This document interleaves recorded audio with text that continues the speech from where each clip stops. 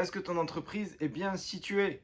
Pourquoi est-ce que je pose la question aujourd'hui? C'est tout simplement parce que il y a beaucoup d'entrepreneurs paysagistes qui me contactent et qui me disent, bah, écoute, nous, Joël, tu nous dis qu'on peut augmenter nos prix, mais nous, dans notre région, dans notre département, c'est pas possible. On est dans une zone rurale, il y a des agriculteurs qui font le travail pour nous, on a beaucoup d'auto-entrepreneurs qui viennent nous concurrencent concrètement et du coup ben, on ne peut pas monter nos prix parce que sinon on va se faire prendre le marché par ces gens-là. Et c'est quelque chose que j'entends évidemment parce que c'est vrai qu'il y a des disparités dans certaines régions françaises, certaines étant plus favorisées que d'autres.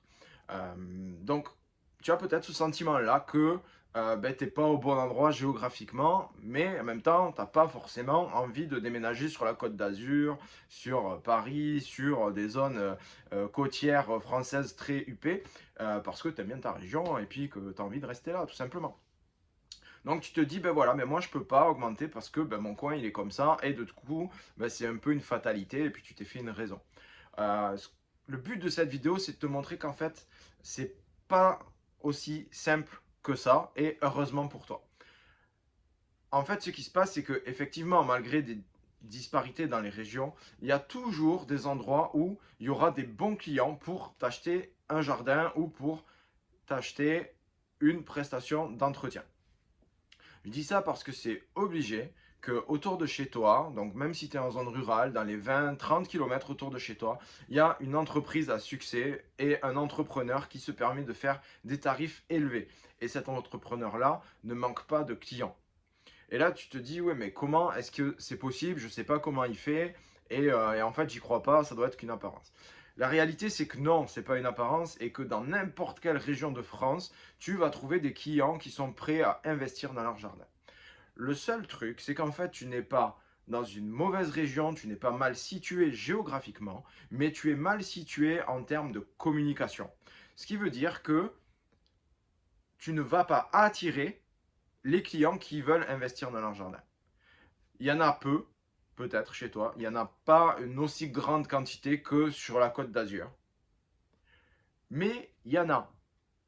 Et l'idée, c'est que si toi, tu communiques d'une manière à attirer une masse de clients qui ne veulent pas investir dans leur jardin ou qui n'ont pas les moyens d'investir dans leur jardin, ben forcément, tu te retrouves contre des auto-entrepreneurs, contre des jobbers, contre des gens qui font du travail au noir.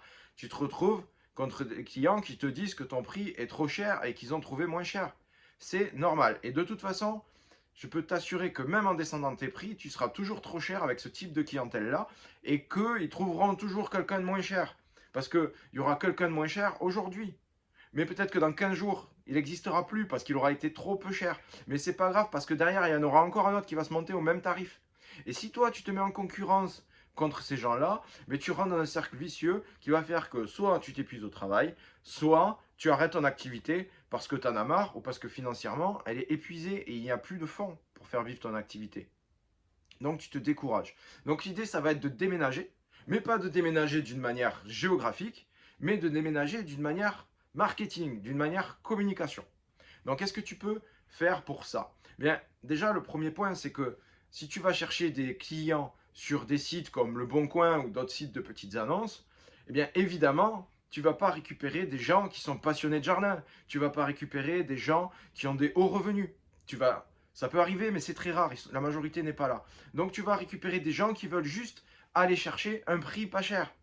Tu vas récupérer des gens qui veulent avoir un jardin vite fait, pas forcément bien fait, mais que ce soit à peu près entretenu et surtout, surtout pas payer cher. Donc tu ne peux pas te situer sur ces sites-là.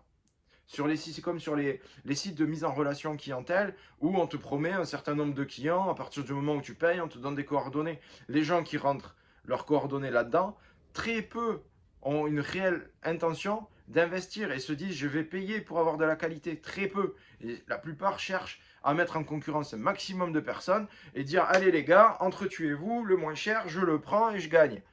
Alors le client il croit qu'il gagne, mais il gagne pas forcément. Mais en tout cas, il va tenter le coup. Si toi tu rentres là-dedans, en fait, tu vas toujours te retrouver dans ce cercle vicieux, pas cher, pas cher, pas cher, et le client qui va te dire vous êtes trop cher, et toi tu n'arrives pas à joindre les deux bouts.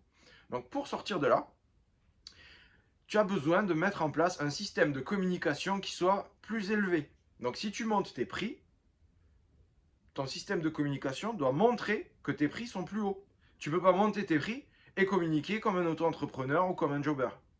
Donc, ce que tu vas faire, c'est que il va falloir que tu regardes précisément comment tu communiques. Donc, si tu veux aller chercher des clients haut de gamme, ça peut être par exemple rentrer dans un réseau d'entrepreneurs ou rentrer, te faire recommander par des gens qui servent, mettons, des retraités à haut revenu. Donc, c'est toujours la même question, c'est qui a les clients que tu aimerais avoir et qui ne fournit pas le même service que toi. Qui a le même client idéal que toi, mais qui ne fournit pas le même service que toi. Et là, tu vas pouvoir aller démarcher directement ces personnes-là pour te faire recommander auprès de personnes qui ont les moyens d'investir dans leur jardin. Un autre moyen aussi qui vient être en complément, parce que imaginons que tu utilises cette méthode et que derrière les gens aillent voir ton Facebook et que s'ils tombent sur ton Facebook, il y a le prix de l'essence c'est trop cher, on n'arrive pas à s'en sortir, comment est-ce qu'on peut faire pour lutter contre ça, etc.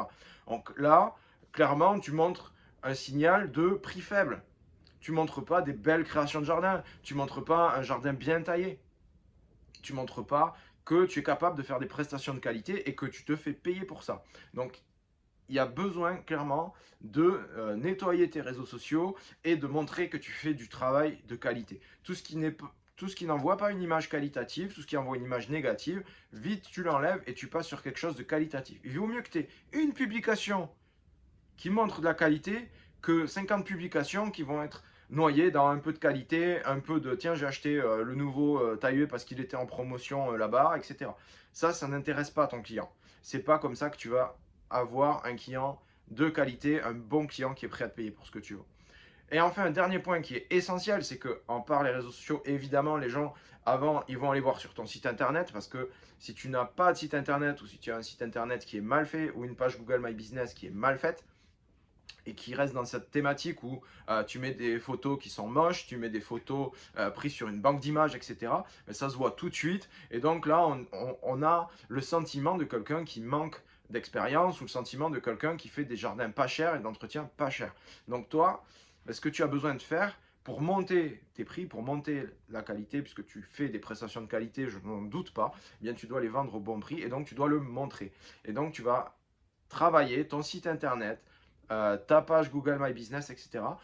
Tout ton écosystème, en fait, de la même manière que ce que j'ai expliqué pour les réseaux sociaux, c'est-à-dire que tu vas montrer clairement que tu es capable de faire du travail de qualité. Si tu montres une image qui n'est pas une image de travail de qualité, eh bien forcément, tu ne vas pas envoyer une image de qualité vers ton client et le client ne sera pas prêt à te payer pour du travail de qualité, même si tu fais du travail de qualité. Parce que la question n'est pas est-ce que tu produis du travail de qualité à ce point-là, la question c'est est-ce que tu montres que tu produis du travail de qualité.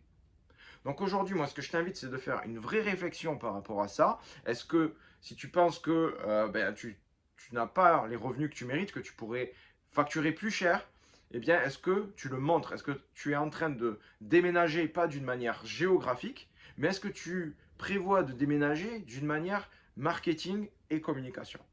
C'était un point que je voulais partager avec toi. J'ai trouvé que c'était très intéressant.